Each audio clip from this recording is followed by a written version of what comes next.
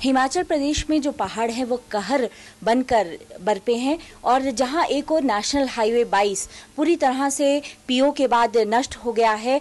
खाप तक कई जगह पर लगभग 20 जगह पर सड़क का नामो निशान नहीं है। हर तरफ हमें जो है वो मलबा नजर आया। जब 15 तारीख को हमारी जो 9 सदस्यीय दूरदर्शन की टीम खाप की ओर गई तो ये पूरे पहाड़ इतने सुंदर नजर आ रहे थे। जगह जगह हम फोटोग्राफ ले रहे थे, जगह जगह लोगों से बात कर रहे थे। लेकिन जब हम रविवार को जब बारिश होने लगी तो हम नाकों से वापस आ गए और बार बार जो है पहाड़ जब नीचे आने लगे तो हमारी जो टीम है वो पहाड़ को पत्थरों को हटाते हुए आगे बढ़ रही थी। लेकिन जैसे ही हम खाप के पास आए तो दोनों और जो हमारी 2 गाड़ियां थी दोनों और पत्थर आ गए और हमें दोनों गाड़ियां वहीं खड़ी करनी पड़ी। उतरे तो हम पत्थरों को हटाने के लिए थे, लेकिन क्या पता था कि यही जो पत्थर हैं हमें अपनी गाड़ियों को छोड़कर जो है भागने पर मजबूर कर देंगे। हम जैसे ही आगे बढ़े हमें लगा कि एक जेसीबी मशीन हमें नजर आई, हमें ग्रेफ की मशीनें नजर आई तो हम सहायता की ओर उसोर गए।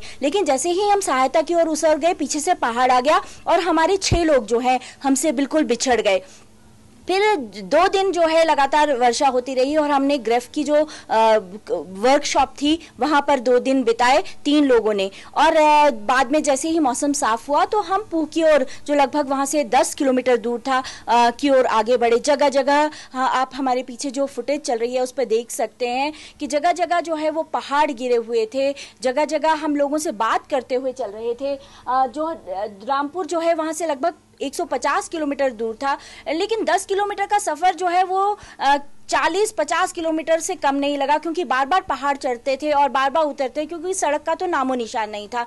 कुल मिलाकर पूह क्षेत्र में इस समय जो है लगभग 50 जो है पर्यटक फंसे हुए हैं, कुछ मरीज भी हैं। हालांकि आज पूह के और 2 हेलीकॉप्टर जो है उन्होंने उड़ानें भरी और लगभग 24 लोगों को वहां से निकाला गया है। लेकिन अभी भी काफ़ी लोग, हमारी दूरदर्शन के 6 लोग अभी भी उस क्षेत्र में फंसे हुए हैं और हमें उम्मीद है कि कल उन्हें निकाला जा सकेगा।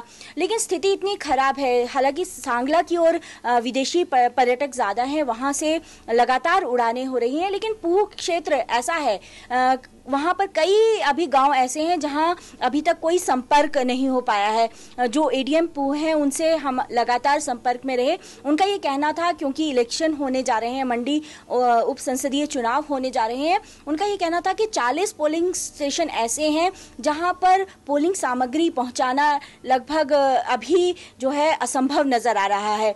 उन्होंने ये रिपोर्ट जो है चुनाव आयोग को भी भेज दी है और इस संबंध में चुनाव प्रचार तो लगभग ठप है उस क्षेत्र में। हालांकि कुछ जैसे हम जिस खाप के पास जहां एक पावर स्टेशन था उसका पूरा का पूरा डैम जो है वो नष्ट हो गया है। उसी पावर स्टेशन से जो है वो पूह के इलाके में बिजली आती थी। बिजली और पानी जो है वो बिल्कुल पूह में नहीं है।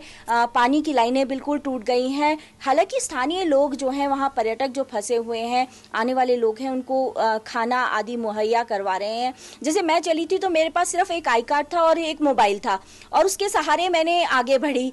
और किस तरह से मैं शिमला पहुंची हूँ ये मतलब मैं ही जानती हूँ कि किस तरह से सेना ने मेरा साथ दिया, जिस तरह से ग्रेफ ने मेरी मदद की। अदरवाइज मुझे नहीं लगता था कि मैं कभी शिमला पहुंच पाऊंगी। Nandini Mittal, DD news, Shimla.